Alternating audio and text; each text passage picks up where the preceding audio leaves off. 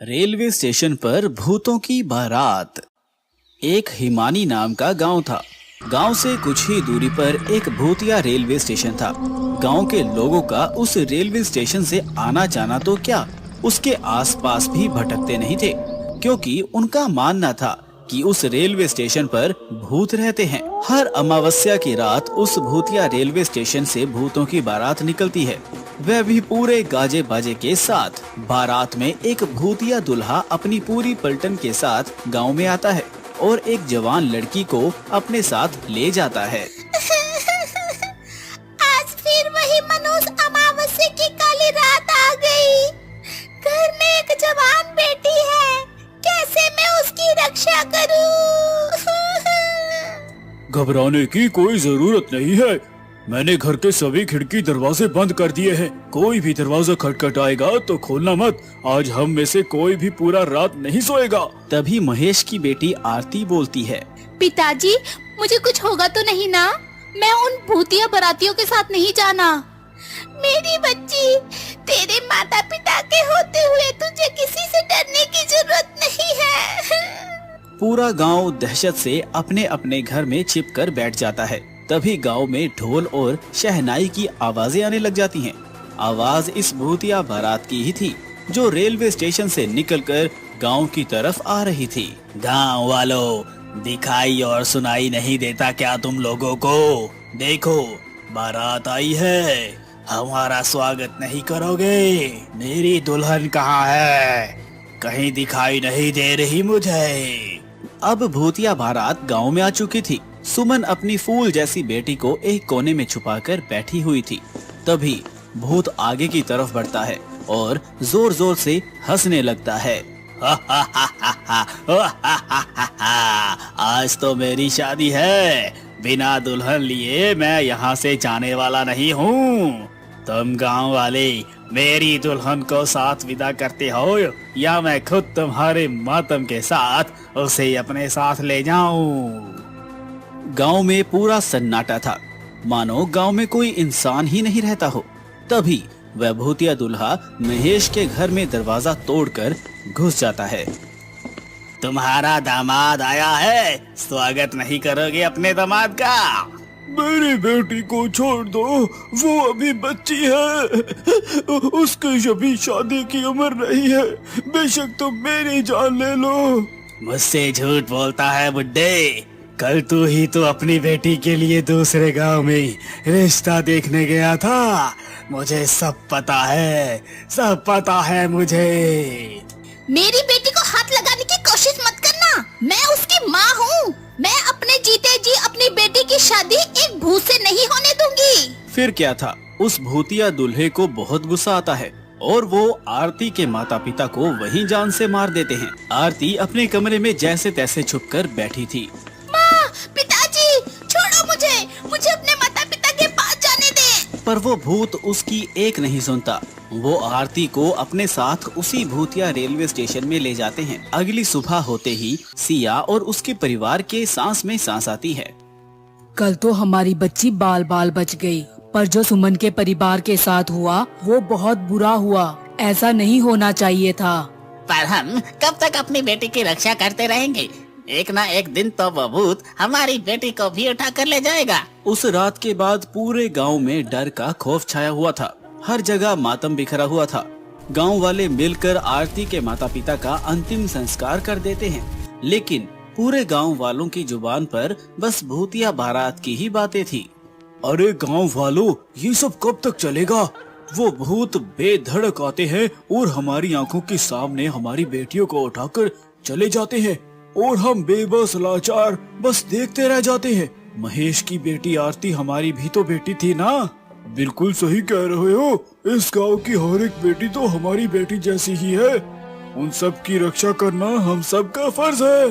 हम सब गांव वाले मिलकर उस भूत का सामना करेंगे, तुम चिंता मत करना। वह तो सब सही है भाई, लेकिन हम कब तक अपनी बेटियों को कवारा रखेंगे? जिसकी भी बेटी जवान और शादी के लायक होती है, पता नहीं कैसे उस भूत को पता चल जाता है और वो उसे उठा के अपने साथ ले जाता है। मेरी बेटी भी है और उसकी भी अब शादी होने वाली है। मैं कैसे अपने कलेजे के टुकड़े को उस भूत के हवाले कर दूं? अगले दिन पूरा गांव किशन की बेटी सिया के शादी में लगा था। एक तरफ सजावट तो दूसरी तरफ मिठाइयाँ बन रही थी। अब फेरों का समय था। दुल्हा दुल्हन मंडप में बैठे हुए थे कि तभी अचानक रेलवे स्टेशन से भूतिया बारात गांव की तरफ आ जाती है।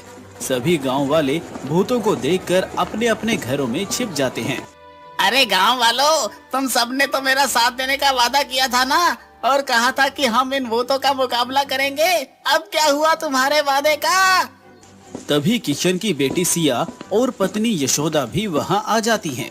तुम्हारा ये साहस कि मेरे बिना तुम अपनी बेटी की शादी करने चले थे। जैसे ही भूत सिया के माता पिता को मारने वाला होता है कि तभी सिया उसी भूतिया दूल्हे के सामने आ जाती है और कहती है, आप मेरे माँ बापू जी को मत मारिए। अच्छा, छोड़ दूं? इसे मैं बस एक ही शर्त पर छोड़ूंगा, अगर तुम मेरे से शादी करोगी। नहीं नहीं मेरी बच्ची, शादी के लिए तू हाँ मत भरियो। तेरी शादी से अच्छा है कि ये भूत हमारी जान ले ले। माँ, पिताजी, अगर इस भूत से शादी करने से आप दोनों की जान बचती है तो मैं ये शादी जरूर करूँगी। ये कहते ही भूतिया दूल्हा अपने बैंड बाजे के साथ सिया को अपने साथ भूतिया रेलवे स्टेशन की ओर ले जाने लगता है। रुक जा मेरी बेटी, तू ऐसा मत कर। किसी गांव वाले की हिम्मत नहीं होती कि उस भूतिया बारात का सामना कर सके, क्योंकि उस बारात में एक से बढ़कर एक खूंखार और चुड़ैल मौजूद थे। वहीं अशोक नाम का व्यक्ति अभी हाल ही में गांव में आया था और ये सब देखकर वो कहता है, ये ठीक नहीं किया हम सब ने। मेरी भी एक बहन है और उसकी भी उम्र शादी के लायक हो गई है। क्या उस सिया की जगह मेरी बहन होती तब भी ऐसा ही करते हम लोग। गाँव की बेटियों को हम यूं ही उन भूतिया बारातियों के हवाले करते आ रहे हैं। कल को मेरी नीलम का नंबर ना हो। भैया भाभी, मुझे बहुत डर लग रहा है। आए दिन इन भूतों का खौफ बढ़ता ही जा रहा है। दुल्हन का वो सुहाग का जोड़ा उनके मौत के जोड़े में तब्दील होता जा रहा है। बहन, तू चिंता मत कर, मैं इसका समाधान जरूर निकालूंगा और तेरे साथ साथ इन गांव वालों को भी इन भूतिया बारातियों से मुक्त कराऊंगा। इसके बाद अशोक जंगल में एक तपस्वी तांत्रिक के पास जाते हैं और उनके पास पहुंचकर अपने गांव का हाल बताता है। बेटा, मैं देख पा रहा हूँ कि तुम्हारे गांव पर एक श्रापित भूतिया बारात का साया है और उस भूतिया बारात से छुटकारा पाने के लिए मेरे कहे अनुसार नियमों का पालन करना होगा। जी तांत्रिक बाबा। इसके बाद वो तांत्रिक अशोक को समाधान और नियम बताते हुए एक गंगा जल की बोतल देते हैं और कहते हैं, जा बच्चा, तेरे और तेरे गांव वालों का कल्याण हो। जिसके बाद अशोक गंगा जल लेकर गांव आ जाता है और सभी गांव से कहता है, सुनिए गांव वालों, इस भूतिया बारात से छुटकारा पाने का एक उपाय मुझे मिल चुका है, लेकिन इस काम को पूरा करने के लिए मुझे आप सबका साथ चाहिए होगा। हम सब तुम्हारा साथ देंगे। बताओ क्या क्या करना करना है। बस आप सब एक काम कीजिए कि आज की रात शादी का प्रबंध कीजिए, बाकी सब मैं संभाल लूंगा। अशोक के ऐसा कहते ही पूरा गांव शादी की तैयारी में लग गया और ऐसे ही अब रात हो चली थी और शादी की बात उन भूतिया बारात को भी पता चल गई थी। जिसके बाद वो भूतिया बारात बैंड बाजे के साथ गांव में आ खड़ी हुई। कहाँ है मेरी दुल्हन? बताओ, कहाँ है मेरी दुल्हन? भूतिया दुल्हा मंडप में एक दुल्हन को देखता है और उसे अपने साथ भूतिया रेलवे स्टेशन के अंदर एक पुरानी सी ट्रेन के डिब्बे में लेकर चला जाता है, जहां पर बहुत सारे कंकाल ही कंकाल पड़े हुए थे। तभी वह दुल्हन घूंघट उठाते हुए कहता है, ये नहीं तुम्हारी दुल्हन, कर लो अब शादी। धोखा हुआ है मेरे साथ, धोखा। मैं तुम्हें नहीं छोड़ूंगा।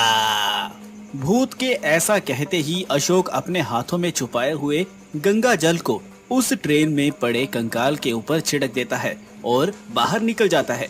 जिसके बाद उस पूरी ट्रेन में आग लग जाती है और वो भूतिया बारात उस आग में भस्म हो जाती है। अशोक के इस काम से अब गांव में बेटियों की शादी अच्छे से होने लगती है और सब कुछ ठीक हो जाता है।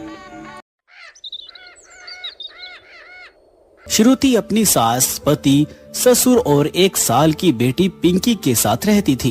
उनके दिन गरीबी में कट रहे थे। मोहन सारा दिन गांव के पास वाले रेलवे स्टेशन पर जाकर कूली का काम करता था, लेकिन उसकी कमाई से पूरे परिवार का खर्च चलाना भी मुश्किल पड़ता था। भाग्यवान, लाओ रोटी दे दो, बड़े जोरों से भूख लगी है। श्रुति, ओ श्रुति। मोहन श्रुति को आवाजें लगाने लगा, लेकिन कोई जवाब नहीं आया। ना जाने ये कहाँ चली गई है। मोहन घर में ही बैठकर श्रुति की राह देखने लगा। उसकी बेटी पिंकी स्कूल गई हुई थी और माँ बाप सो रहे थे। मोहन की भी राह देखते देखते आंख लग गई। कुछ देर बाद उसे किसी के कदमों की आहट महसूस हुई और मोहन जाग गया। कौन है? घबराइए मत, मैं हूँ। अरे श्रुति कहाँ चली गई थी? जानती हो मैं कितनी तेज भूख से रेलवे स्टेशन से सीधा घर आया था। लो मुझे जल्दी से रोटी दे दो। रोटी तो मैं दे दूंगी, लेकिन किसके साथ दूं? घर में एक भी सब्जी देखने को भी नहीं है।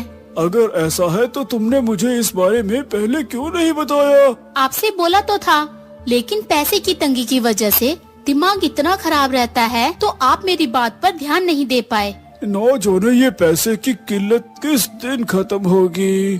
पता नहीं, 2 वक्त की रोटी भी तरस तरस कर नसीब होती है। श्रुति ऐसा बोल ही रही थी कि तभी उसकी पड़ोसन, जो कि उसकी अच्छी दोस्त भी थी, वो उनके दरवाजे पर एक बर्तन हाथ में लेकर आई। अरे श्रुति, तू इसे घर ही बुलाई थी? किसे? ये खाना जो मैंने तुझसे बनवाई थी, जो मैंने थोड़ी सी तेरे लिए भी निकाल दी थी, लेकिन मैं तुझे बताना ही भूल गई। ये ले। तेरा शुक्रिया। श्रुति की पड़ोसन उसे वो बर्तन थमाकर चली गई। ये सब क्या है श्रुति? कुछ नहीं जी, वो प्रिया ने मुझे आज पूरी सब्जी और खाने की कई सारी चीजें बनवाई थी। बोल रही थी कि मैं खाना अच्छा बनाती हूँ, तो आज का ये खास खाना मैं उसके लिए बना दूँ। अच्छा, वैसे ऐसे लोगों के भी मजे है। अगर मुझे ऐसा खाना महीने में एक बार भी खाने को मिले तो मैं कभी भी अपनी जिंदगी को दोष ना दूं। दोष तो देना भी नहीं चाहिए। ना जाने कितने लोग हमारी जैसी जिंदगी के लिए तरसते रहते हैं, इसीलिए हमें हर हाल में खुश रहना चाहिए। अच्छा चलिए, अब बहुत बातें हो गई, जल्दी से आप खाना खा लीजिए। इतने में मोहन ने अपने हाथ और मुंह को धोया। इतनी ही देर में पिंकी भी स्कूल से आ गई और पड़ोसन के दिए हुए खाने को श्रुति ने अपनी सास, ससुर और पति और बेटी के बीच में बांट दिया। वाह वाह वाह, मजा आ गया। श्रुति, क्या ये सब खाना सच में तुम ही बनाई है? आपको कोई शक है? नहीं नहीं, बिल्कुल नहीं। मैं जानता हूँ कि मेरी बीवी बहुत ही स्वादिष्ट खाना बनाती है, तभी तो हम पूरे हफ्ते सिर्फ आलू खाकर ही अपना गुजारा कर लेते हैं। मोहन की बात सुनकर सभी हंसने लगे। थोड़े से खाने में गरीब परिवार ने अपना पेट भर लिया था। प्याज या सिर्फ नमक से रोटी खाने वाले लोगों को अचानक ही इतना स्वादिष्ट खाना मिल जाना किसी खजाने से कम नहीं था। उनके दिन ऐसे ही गरीबी में कट रहे थे। ना उन लोगों के पास कुछ अच्छा खाने को था और ना ही पहनने को, लेकिन फिर भी वो लोग हंसी खुशी अपना समय बिता रहे थे। एक दिन मोहन का दोस्त राज ट्रेन से उतरकर उसे देखकर उसके पास आया। अरे मोहन, कहाँ है भाई? अरे कौन भाई? पहचाना नहीं? तेरा दोस्त, तेरा यार हूँ मैं। अरे अरे राज, आजा भाई आजा। कैसा है? बढ़िया, तू बता, इतने समय बाद तेरे क्या हाल चाल है? हमारा भी सब बढ़िया। बस बहुत सालों बाद गांव आया था और मैं ट्रेन से उतरते तुझे देखा तो सोचा बचपन के यार से मिलता चलूं। बहुत अच्छा किया, आ घर चल। नहीं नहीं, बस अभी ही मुझे लौटना है। वैसे मोहन, इतने सालों में तू तो काफी बदल गया, लेकिन ये कुली का काम आज भी वैसा ही है। तूने ये काम छोड़ा नहीं? तेरा काम वाम सही चल रहा है या नहीं? तू खुद ही देख ले, बस यही काम है। क्या भाई, इतनी महंगाई के जमाने में तू सिर्फ स्कूली के काम के सहारे अपना घर चलाता है? तो मैं और क्या करूं? मेरी मान तो इस काम को छोड़कर कोई दूसरा काम शुरू कर ले। दुनिया कहां से कहां पहुंच रही है और तू आज भी यहीं अटका हुआ है। जानता हूँ, लेकिन मैं क्या काम शुरू करूँ? कोई भी नया काम करने के लिए पैसों की जरूरत पड़ती है, जो कि मेरे पास देखने को भी नहीं है। तू चिंता क्यों करता है? अभी तेरा दोस्त जिंदा है। मैं दूंगा तुझे कारोबार लगाने के लिए पैसे, और जब तेरा काम चल जाए तू मेरा पैसा लौटा देना। राज ने मोहन को उम्मीद की एक किरण दिखाई। मोहन को भी राज का विचार अच्छा लगा और वो दिन भर बस यही सोचता रहा कि वो क्या करे। अकेले दिमाग मारने से अच्छा है कि मैं इस बारे में माँ और श्रुति से बात कर लूं। मोहन ने घर जाकर सभी को पूरी बात बताई। सभी बहुत खुश हो गए और तब मोहन की माँ आस्था बोली, मेरी बात मानो तो कोई ढाबा खोल लो। मेरी बहू इतना अच्छा खाना बनाती है कि कोई भी उसके हाथों का खाना खा के दीवाना हो जाएगा। मोहन को अपनी माँ का विचार पसंद आ गया। तो ठीक है, तय रहा। श्रुति, मैं राज से पैसे लेकर गांव में ही एक ढाबा खोल लूंगा और तुम और मैं उस ढाबे को मिलकर चलाएंगे और हर दिन खाने का मेन्यू चेंज रखेंगे। जी बिल्कुल सही कह रहे हैं आप। सभी ने मोहन की बात पर गर्दन हिला दी। अगले ही दिन मोहन ने राज से 30,000 रुपए उधार लिए और वो जरूरत का सारा सामान ले आया। श्रुति ने भी बड़ी ही मेहनत से भगवान का नाम लेकर खुशबूदार खाना बना दिया और दोनों पति पत्नी ग्राहकों के आने की राह देखने लगे। सुनिए जी, यहाँ तो कोई नहीं आ रहा। सब्र रखो श्रुति, कोई तो आ ही जाएगा। सुबह से शाम हो चली थी, लेकिन अभी तक कोई भी उनके ढाबे में नहीं आया था। शाम के समय एक ग्राहक आया और वो कोई और नहीं बल्कि राज ही था। और भाभी जी, मोहन, कैसा चल रहा है सब कुछ? अरे राज, बस क्या ही बताऊं। तू बैठ, मैं तेरे लिए गर्मा गर्म खाना लाया। हाँ भाई, जल्दी ला, वही तो खाने आया हूँ। मोहन ने राज को खाना सर्व किया। उसे खाते ही राज मानो किसी और ही दुनिया में खो गया। वाह वाह वाह भाभी जी, ये तो गजब बना है। शुक्रिया। मोहन भाई, सुबह से अब तक तो भगोना खाली हो गया होगा। अरे कहाँ यार, तू ही पहला ग्राहक है। मुझे तो फिक्र है कि अगर ये काम नहीं चला तो मैं तेरे पैसे कैसे लौटाऊंगा। वैसे तो ये होना ही था भाई। तुझे अपना ढाबा यहाँ नहीं, किसी ऐसी जगह खोलना चाहिए जहाँ लोगों का आना जाना रहता हो। इस गांव में तो हम जैसे गरीब लोग हैं, ये कहाँ बाहर खाएंगे। मेरी मानो तो भाभी जी, कल से आप रेलवे स्टेशन पर ये ढाबा लगाओ, तब आप देखना वहाँ हर पल लोगों का आना जाना लगा रहता है। दोनों पति पत्नी को राज की बात समझ में आ गई। अगली सुबह दोनों ही अपना सारा तामझाम लेकर रेलवे स्टेशन पर पहुंच गए। श्रुति के पालक पनीर की खुशबू सारे स्टेशन पर फैल गई और राह चलते मुसाफिर राहगीर उनके ढाबे में आने लगे। ओह, ये तो बहुत ही टेस्टी है। जो भी एक बार श्रुति का पालक पनीर खाता वही उसका दीवाना हो जाता। रेलवे स्टेशन पर मोहन और श्रुति का ढाबा चल गया और कुछ ही दिनों में उनके घर के हालात ठीक होने लगे। मोहन हर दिन के अनुसार ढाबे पर अलग अलग डिशेस बेचा करता था और सर के ऊपर से राज का कर्ज उतारकर अब मोहन भी एक बेफिक्री की जिंदगी जी रहा था।